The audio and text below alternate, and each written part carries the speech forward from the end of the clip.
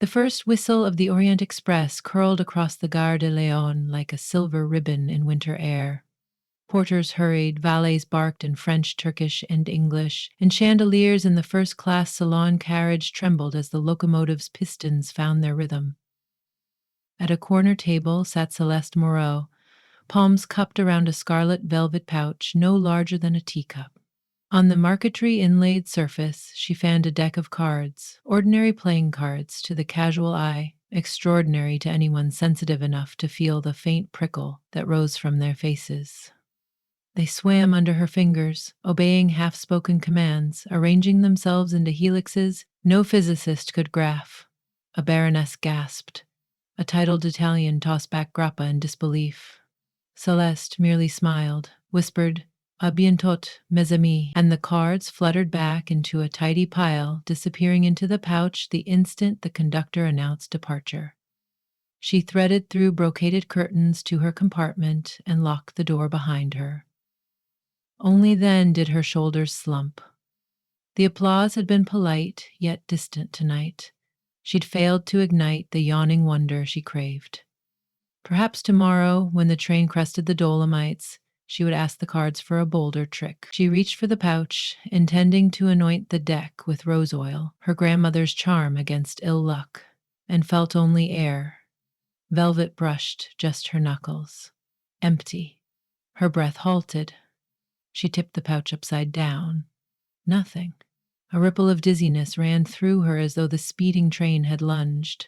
The deck was not merely her livelihood. Each card housed a sliver of spell rooted in generations of Romani lore. Without them, she was adrift, half a magician, half a soul. Panic prodded her into the corridor, where gilt lamps swayed and evening passengers traded gossip. The train's lacquered walls seemed to tighten, turning every compartment into a suspect. She strode aft and collided with a tall man who smelled faintly of pipe tobacco and starched linen. Her shoulders struck the lapel of his charcoal coat. Papers tumbled from his gloved hand. "Pardon me," he said briskly, accent undeniably British. As he crouched, Celeste's gaze froze upon something slotted into the breast pocket of his waistcoat. A card, ivory white, bearing the sharp silhouette of the Queen of Spades. A faint shimmer, her shimmer clung to its edges like frost. Before she could think, her fingers darted, plucking the card free. The man straightened, startled.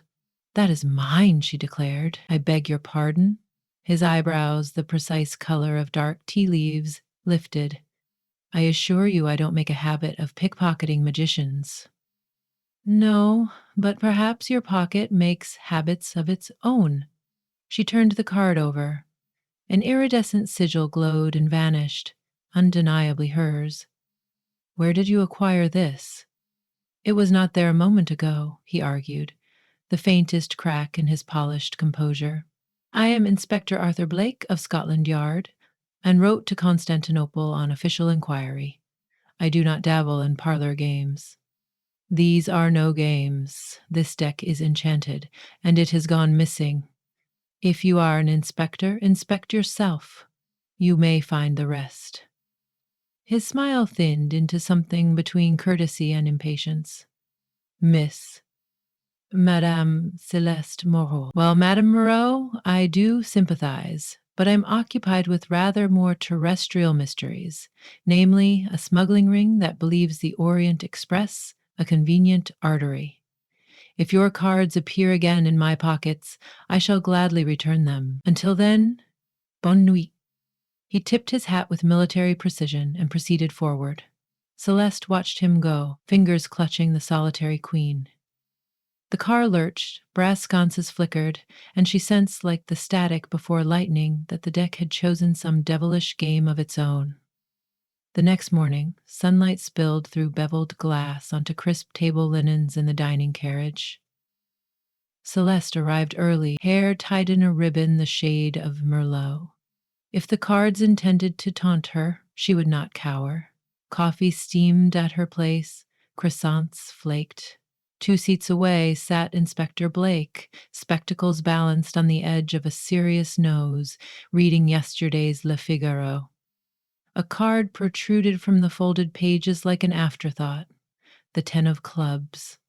Celeste rose, glided to him, and without preamble tugged the card loose. Again, he startled, newspaper rustling.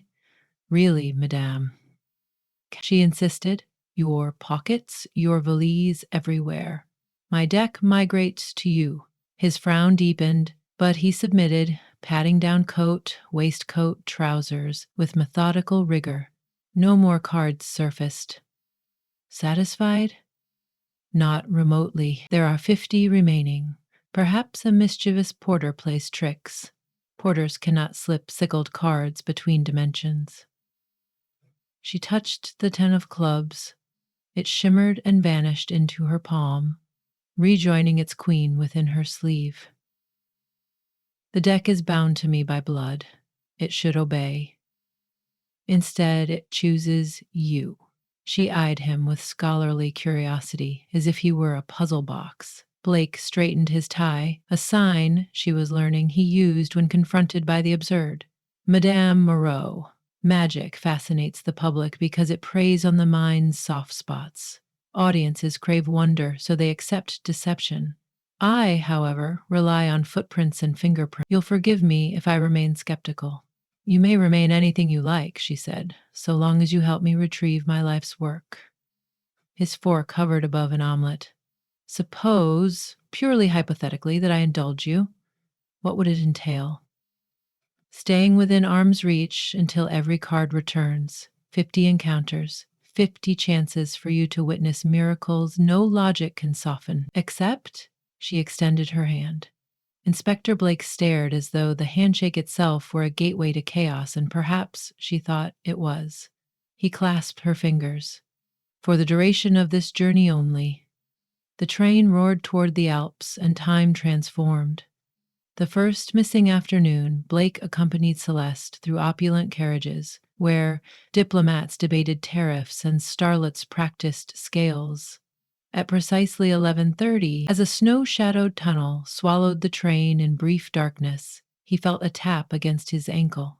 When lights returned, the ace of diamonds lay at his feet, burning faintly crimson, though no ember touched it. He knelt, lifted it. No sleight of hand? I was beside you, Celeste noted, and nowhere near your shoe. She retrieved the card.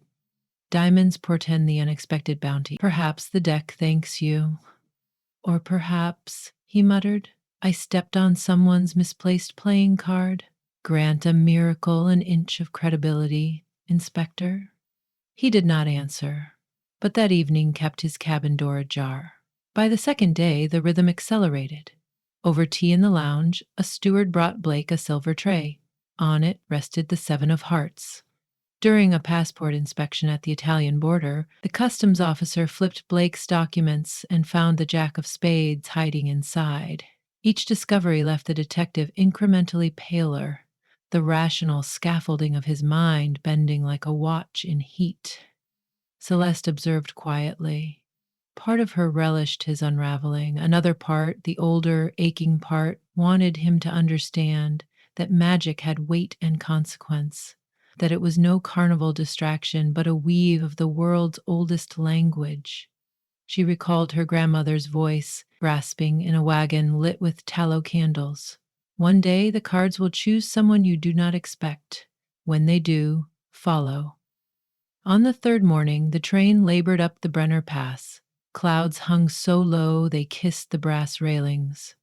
Blake and Celeste stood at an observation platform, breath fogging.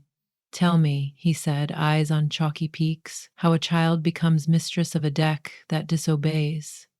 She leaned against the rail, letting wind fret her curls. I was 7 when I first felt one card tremble under my hand, the fool, though in our culture it is called the wanderer. It vanished, reappeared days later in my school teacher's pocket. She resigned that week to chase a painter across Spain. My grandmother laughed and said, the deck rewrites stories. I've carried it since, refining the conversation. Conversation? Magic is dialogue, Inspector, never monologue. Every spell is a negotiation between desire and permission. He digested that. Permission from whom? From the hidden bones of the world. A revelation glimmered behind his eyes, quickly shuddered. The bones of the world do not sign police affidavits. No, she conceded, but they leave evidence if you care to see it. They were silent, wind shrilling as rails curved. When they returned indoors, Blake found his leather notebook strangely weighty. Flipping it open, he discovered the four of clubs, pressed against today's blank page. On the card, minute green vines twined around the printed clubs. New, living vines. Celeste touched them, and dew wet her fingertip. The inspector closed the notebook with a snap, as though it threatened to beat. This is not possible. Yet there it is. He exhaled a single laugh. You are dismantling a decade of skepticism in 12 hours. Not I, she corrected. The deck. That afternoon, Blake escorted her to luggage storage. A tip had reached him that contraband antiquities hid in servant trunks. They crouched among steam trunks when the train lurched, brakes screeching. In the gloom, a crate slid, iron nails whining. The lid split, spilling fragments of a marble statue, an Aphrodite stolen from the Thessaloniki Museum. Exactly the artifact Blake sought. Amid the shards lay the king of diamonds, glowing like a coal in moonlight. Celeste retrieved it. Diamonds again. Inspector, bounty delivered. Blake stared at the contraband, his case effectively solved by a force he could not pen in a report. Do you commandeer fate, madam? I coax it. The deck, however, has its own appetite. His gaze settled on her with new softness. And what appetite brings it to me? She hesitated. In the distance, a whistle keened. Loneliness captured in sound.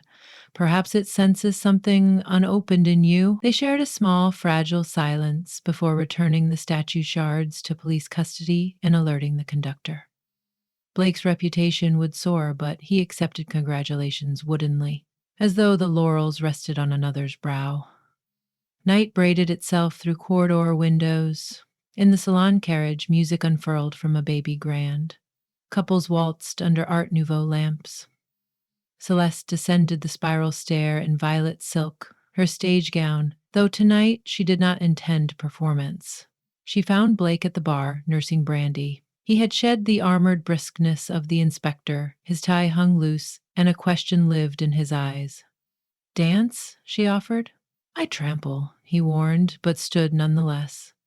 They joined the slow rotation of passengers. Celeste guided as much as followed, and soon his steps aligned with hers. Above the conductor's baton, she felt the next card stir. Sure enough, when the music paused, Blake removed his glove to find the two of hearts between palm and leather. He looked at her and stopped breathing. She could not swallow the sudden ache in her chest.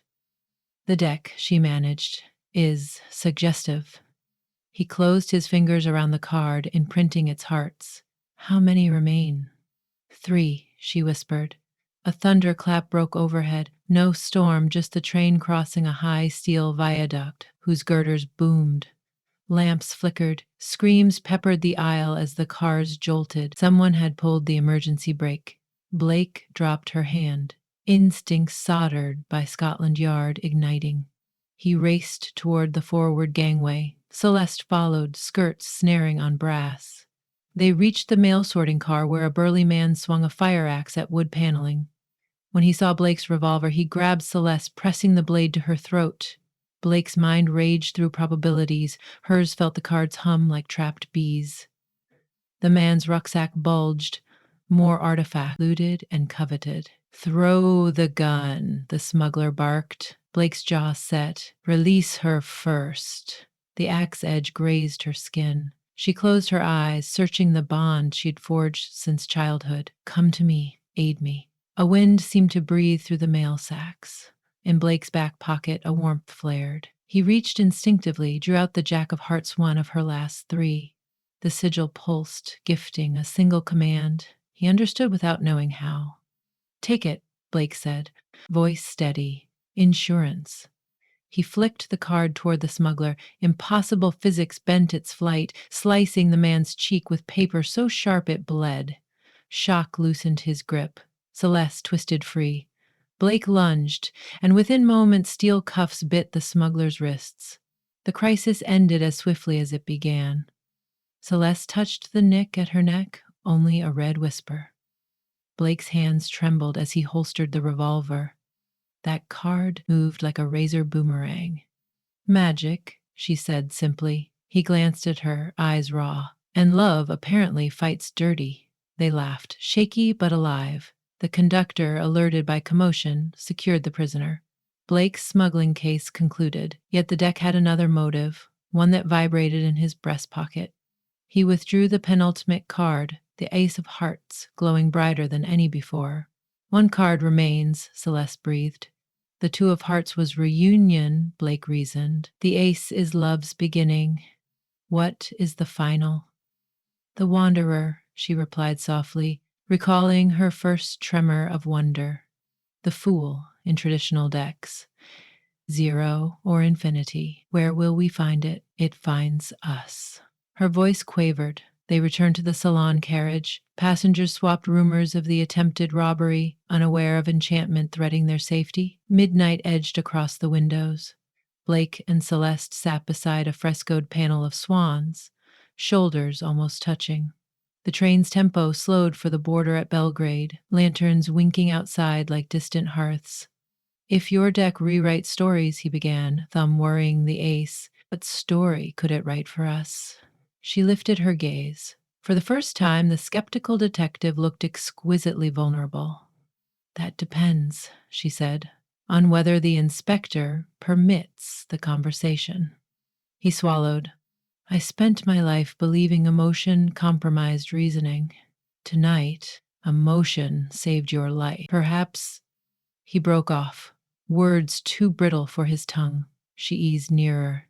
Arthur.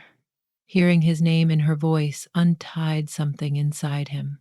Celeste, he said back, and the single utterance felt like crossing a bridge no map recorded.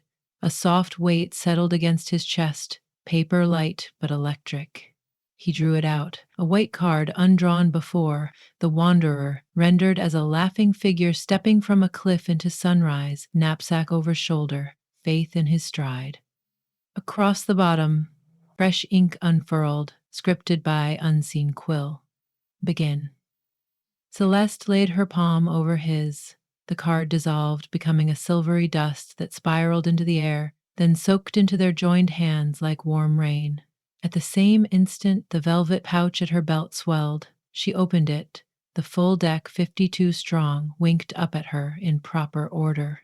Complete, she whispered, tears burning. Evidence, Blake murmured, voice thick. Enough for any court. Yet I doubt I'll file this report. She laughed, watery.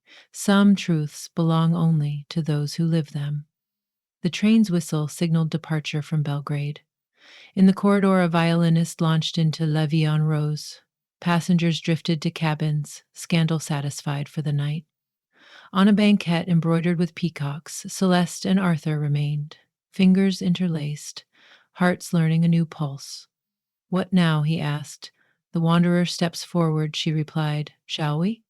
He stood, offering his arm. When she accepted, the carriage lanterns glowed brighter, as if fed by hidden fuel. Together they walked to the rear platform where Balkan stars sprawled, fierce above the velvet dark. Snowfields gleamed far below like sleeping dragons. Somewhere ahead, Constantinople waited with spice and sunrise. But neither felt hurry. Celeste slipped one card, the Two of Hearts, into Blake's pocket. A keepsake, she said. He drew her closer. I rather think the whole deck conspired simply for this. Her lips tilted. Cards are clever, but so is love. He kissed her then, gently, the kiss of a man who had catalogued the impossible and found it preferable to proof. Behind them, deep in her velvet pouch, the cards shuffled themselves, content perhaps to rest, yet one corner peeked from the mouth, the Wanderer again.